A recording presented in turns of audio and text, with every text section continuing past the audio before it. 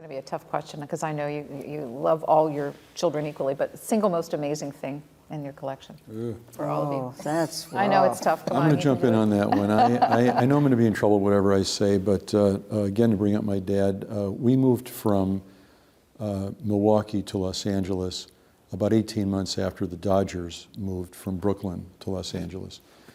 And my dad thought that was the greatest thing. And so we used to go to Chavez Ravine when I was a kid and watch Sandy Koufax pitch. And my dad would say, come on, we're going to go watch a left-hander strike out a lot of guys.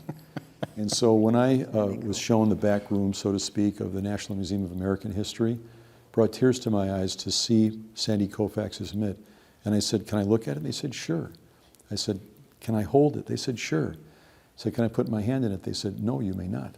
And I said, well, I'm the secretary. And they said, well, that's fascinating. No, you may not. But that really meant a lot to me to see that. But I do love all my children, as you put it. Carla Hayden? It's really hard, and I'm in a wonderful position that I haven't found it yet. But so far, the contents of Abraham Lincoln's pockets. Our cameras have been to see that collection. It's pretty impressive, isn't it? Yeah. Assassinated, and the fact that they were found in a safe in the librarian's office, and I'm still looking around for some treasure like that.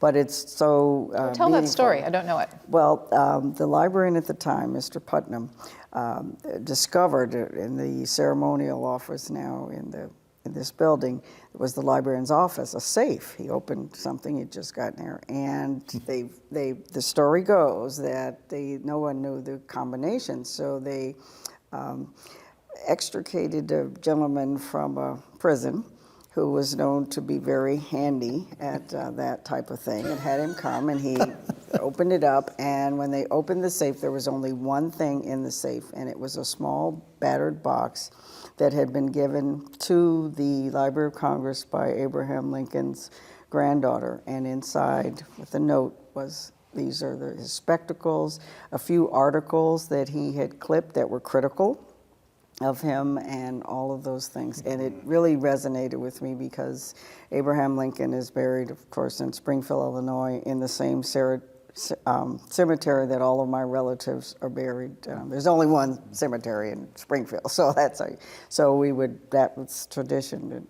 the land of Lincoln. So, but I'll find something else, I'm sure.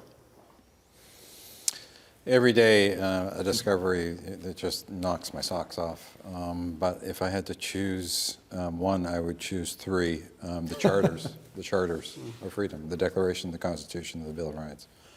You know that the British burned the town, and the night before that happened, Stephen Pleasanton, a clerk in the State Department, rolled them up, stuffed them into linen sacks, commandeered a wagon, took them into the hills of Virginia, and they're with us today because of that rescue. So I would say the Charters of Freedom.